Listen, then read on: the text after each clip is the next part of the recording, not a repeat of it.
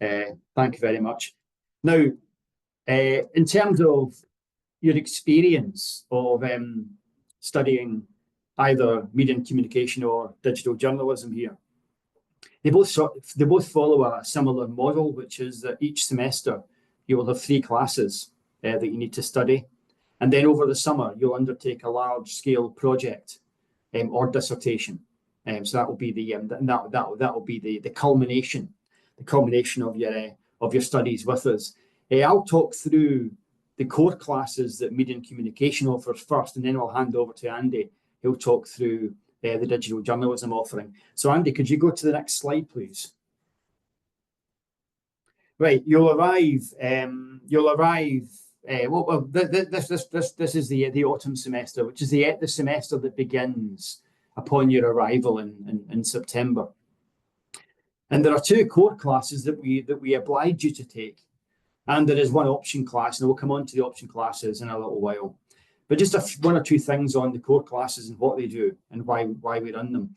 The first is called From Broadcast to Participation, and it's more or less a solid grounding in the history of communication and how communication platforms and communication practices have come to be how they are. Now, this is a very important class because we firmly believe that because we understand how communication has developed in the way that it has, we're very well placed to understand how it's likely to develop in the future. Not only that, but we're interested in producing students who are capable not just of understanding how it will develop in the future, but will also play a key part in shaping how communication develops in the future. And From Broadcast to Participation is giving that context. So it discusses how communication platforms have developed, how they've all developed alongside one another, and a likely way forward. And this applies to digital journalism. We're trying our best to future-proof our students. The one thing that we can be certain of is that in 5 or 6 years' time, far less than 10 years' time, the communication and journalism environment will look very different to the environment that we have now.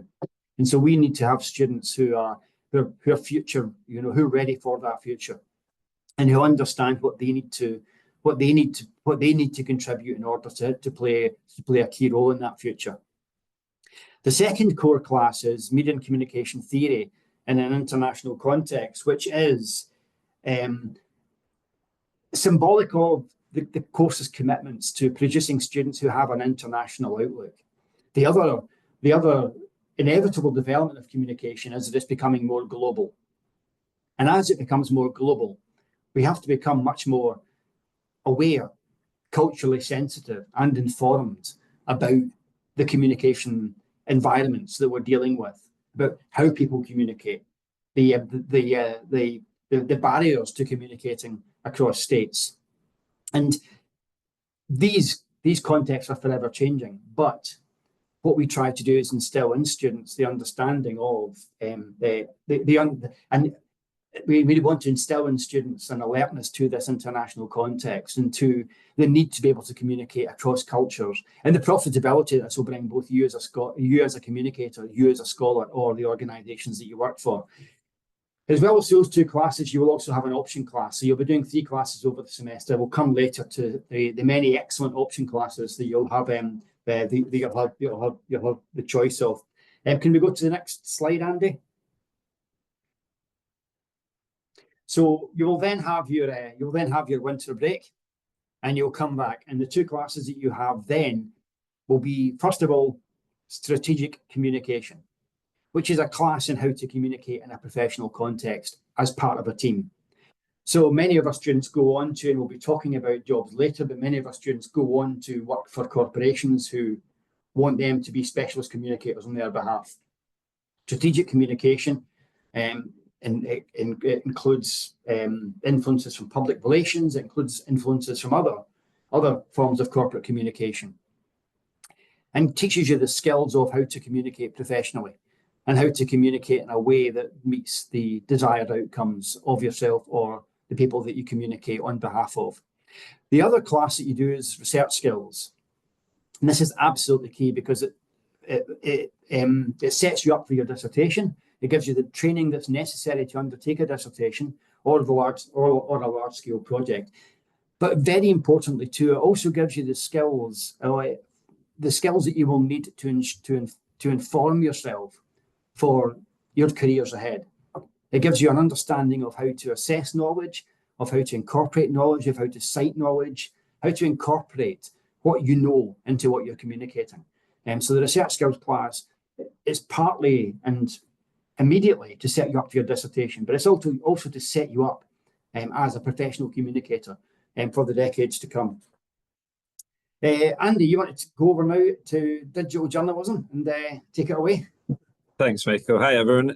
So I'll talk through over the next couple of slides in terms of what the digital journalism course looks like, and talk through the various core options. And then, as Michael said, we'll get to the option classes at the end as well. So within that autumn semester that we have, the two core classes we have, the first one's multimedia journalism. So this is where we cover a broad number of elements and skills that you need as a journalist in the current day and age. So alongside news writing and feature writing, which you get a better understanding of, you're also do more in terms of digital journalism. So when it comes to mobile journalism, when it comes to filming and editing, when it comes to podcasting, social media, there's a lot more focus on those elements as well, alongside the kind of core traditional elements of journalism, which are still really important to what you'd expect from journalists to have. This skill, this course or this module also balances those who have some journalism experience and kind of want to deepen their understanding and broaden their skills, along with those who maybe haven't done journalism at all. And we provide you the skills and the confidence in order to go out and start finding stories and writing features and producing multimedia content. Alongside that, we have international media law. So as a journalist, understanding the law is one of the key parts of the job, whether it's court reporting or whether it's to do with defamation, whatever it might be. There's various elements of it that are crucial as a journalist to understand. So within this course, we will look at international media law. Because of the internet, because of the way that the world is now, it's important to understand different elements of media law and where it impacts in different places. There'll also be some of the Scottish side of things within that as well. As students who you'll be studying within Scotland, it's useful to have an understanding of the current situation in terms of the law here. And we tend to do things like court visits as well, just to get an understanding of that.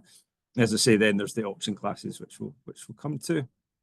In the spring semester, the digital media ethics, I'll come back to the portfolio in a second. The digital media ethics is really useful as and kind of works on the work that you would have done in the first semester in terms of the law side of things, in terms of understanding the important ethical questions and dilemmas that journalists face on a daily basis. We'll look at various case studies within that, and you'll have a much better understanding of the roles and responsibilities within the kind of an ethical framework for journalists. The digital portfolio, this is a new element we're bringing in, which we're really excited about, where we are giving students the opportunity to build up a portfolio ahead of going out into the world and looking for a career. So this will allow you to focus on a specialism, a couple of specialisms that you're really interested in, and start to produce content specifically for those areas. And so that by the end of the term,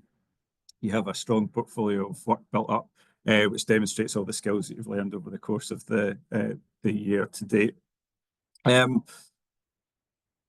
Again, we'll mention the option ones in a second. This is some of the work that the students have done currently within our postgrad course. So these are a couple of sites that our students have set up in order to demonstrate some of the work that they've done, and we'll give you this opportunity to kind of build up a website somewhere where you can put your work out into the world, and yeah, there's lots of opportunities to do this as well. So there'll be lots of individual work that you'll do, but you'll also work as part of a team for some of these exercises as well, and you'll get a chance to kind of cooperate with some of your other students on really exciting work. So we mentioned a few times the option classes. A couple I can mention.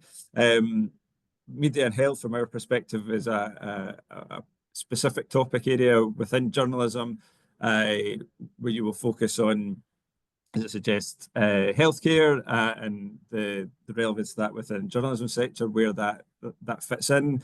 There's also entrepreneurial journalism and innovation, where we look at some of the changes happening in journalism, and we see where there might be space for growth for entrepreneurial journalists to go into there.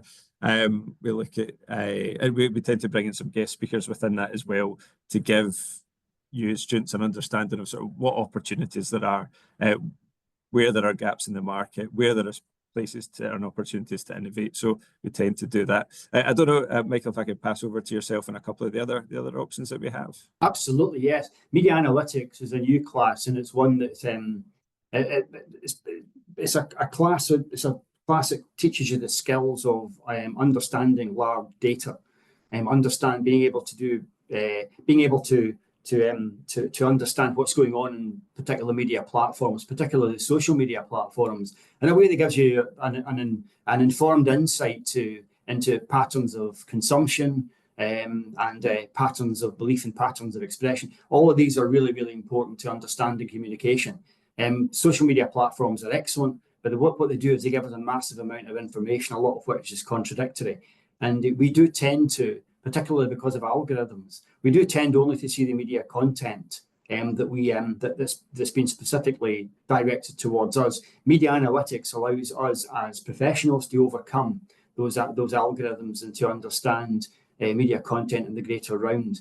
And those skills and the kind of the coding skills and what have you that we will learn in media analytics will serve you extremely well. We also have a couple of advanced readings classes, and this is where you can study with some of the lecturers here in their particular research interests. My own, for example, interest in communicating politics, Professor Leslie Henderson's interest in science and the environment. There's a whole series of classes that you can do using the advanced readings option, where you can work with members of staff and almost develop your own class. And also a really important class that's available to media and communication students is the project with external clients. Now, this is an opportunity for you if you want to work with someone outside the university on a well-defined communication project. This is an opportunity for you to agree a way in which we can do that for assessment, for credit. So it gives you the opportunity to develop a portfolio, to go and work with someone else. The project has to be substantial.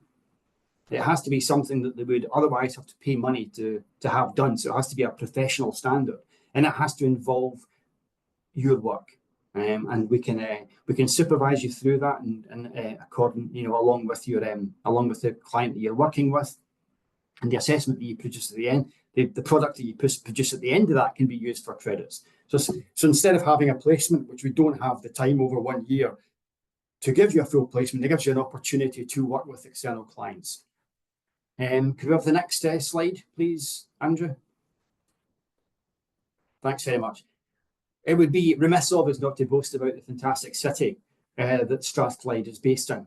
We can't offer you good weather, but we can offer you an extremely vibrant and hospitable city, a city that's full of students from overseas, a city that's very diverse in terms of the languages spoken, in terms of its ethnic diversity, in terms of all sorts of minority groups thrive in Glasgow. It's a very welcoming city, and you'll be made very welcome if you come here.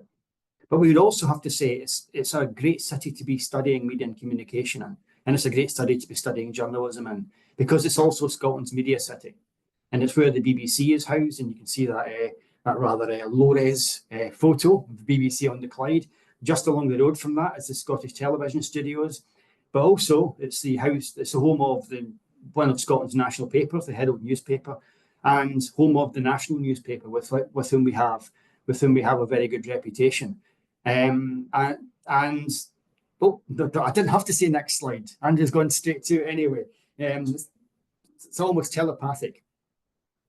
In terms of where our graduates go, our students from media and communication, and I'll hand over to Andrew to boast about his past students.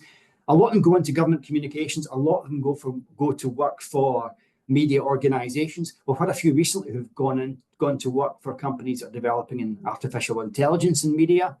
And a lot of our students go into public relations and corporate study. A lot too go on to doctoral study. A great many of them decide that they're interested in a particular aspect of media and communication, and they would like to pursue a PhD in that. We do have very good employment rates. We keep in touch with our former students, and we consider them to be a key asset to us in going forward, and we're an asset to them because we're constantly speaking to one another about what's going on in the communication environment. They're learning from us as we learn from them.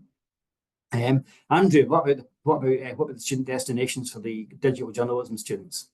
Yeah, so we've got students that have gone into sort of your traditional newspapers and magazines, but also students who have gone on to work within the BBC, within multimedia corporations. So some people have gone on to sites on YouTube and various other places. So there's lots of different routes where people have gone. Some of the students that we've got have also gone into comms jobs as well. So while it looks like it's specifically we're talking about digital journalism, a lot of those skills are also transferable, and it makes you attractive to comms companies as well. And one of the things, just to touch on, Michael, you said there in terms of support, we put things in place during the course of the year as well in terms of sessions with career advisors. You always have access to that team the whole way through the year, and then after you finish as well, to help you with things like CVs or looking for jobs or knowing what things to look for. So that support is in place throughout the term. We also maintain relationships with different organizations, and there's opportunities over the course of the year to kind of build up your portfolio or build up your contacts as we're going through the classes as well. So yeah, there's lots of different opportunities there in which to get support and have opportunities to go into the career you're interested in afterwards. I can pass back to yourself for this part. Could you?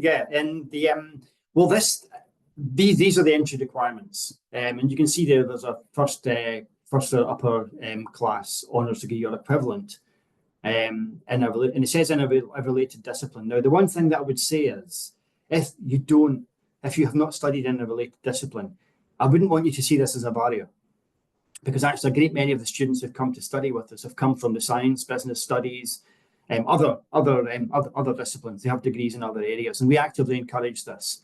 If you have an interest in media and communication or digital journalism, please do apply. And if you're uncertain of whether your qualifications are what we're looking for, just get in touch with us, and we can discuss this. We do exercise as much flexibility as we can in the qualifications, because we like to have the best students that we can get. I mean, it benefits you, but also benefits the other students, to have a diversity of experiences and voices, as well as, of course, a diversity of the places that students have come from. So if this doesn't, these are the formal qualifications: English language, English language proficiencies, etc. But if you don't meet any of these characteristics, do talk to us about it.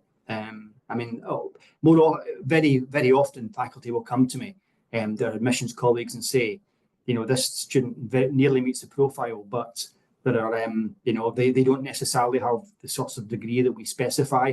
Very rarely, in fact, I don't think I've ever said no. I think I've always looked at the students, and if they have an interest in this, then I would be keen. I'd be keen to see them come study with us. So these are the entry qualifications. I as a program leader try to be as flexible as possible in terms of, I really do like to see students who want to come here, are able to do so, and I'm as flexible as I can be, in respect of giving students a hearing. Andy, do you have anything you want to add to that? Nope, I'd agree. As I said earlier, in terms of the people that we have on our digital journalism course, it's a broad mix of people who have done undergraduates in journalism, of people who have worked in journalism to some degree before, to people who have no experience in journalism at all. And I think they all kind of find that they get a lot of benefit out of the class, whichever way they've come from. So no, absolutely not. There's in that sense, having some other interests also can be useful as a journalist as well. Having an understanding of business or finance or IT or whatever it might be can also be a benefit on top of the skills you learn with us. And as you'll see on the page there, we do make provision for those students who need to catch up on some material before they come here. And if you go to the website, the graduate school website at Strathclyde, you'll be able to get full details on that. But we do like to make it as easy as possible for people who wish to do so to come and study with us. That's really all I have to say. I did say if any of you want to get in touch with me, they're very welcome to do so. My email address is michael.higgins@strath.ac.uk, and Andy Harrow, his email address is andrew.harrow@strath.ac.uk. Is that right, Andy? Yep, that's the one. Absolutely. And please do feel free to get in touch with us if there's anything else that you want to discuss in respect to the programs. I'm going to hand back